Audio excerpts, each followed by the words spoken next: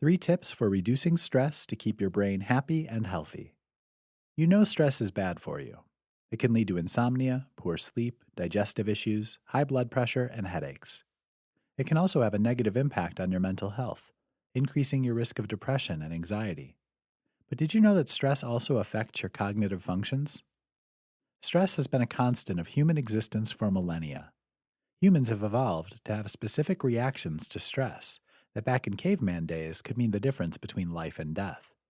And these reactions are still there, buried in your reptile brain, prompting your fight or flight response, flooding your brain with cortisol and adrenaline.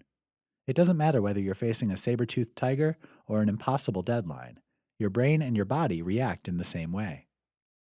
Unfortunately, the demands of modern life mean that many people are dealing with chronic stress, keeping those cortisol levels high, which leads to a greater risk of reduced cognitive function, poor memory and retention, or even dementia.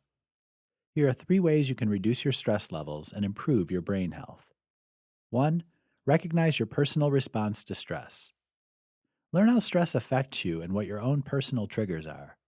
Some people deal better with stressors than others. Notice your physical, emotional, and mental health symptoms when you're experiencing stress. 2.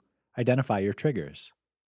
What stresses you out may be water off a duck's back from your partner, friend, or colleague. If you can identify what breaks you out in a cold sweat or raises your anxiety levels, then you can anticipate stressful situations and head them off at the pass.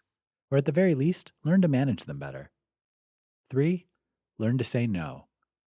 Most people nowadays feel overstretched and overcommitted. Much of modern stress comes from feeling disempowered and overwhelmed.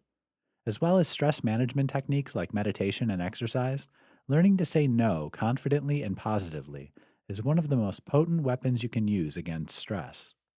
Once you know what triggers your stress response and how that response affects you, it's time to make self-care based choices. Work out what you want to say yes to in your life, and let that drive your decision making about what you take on and what you don't. If you want more time to be with your family, take up a new hobby or exercise. Then you can choose whether you want to work late or take on extra responsibilities.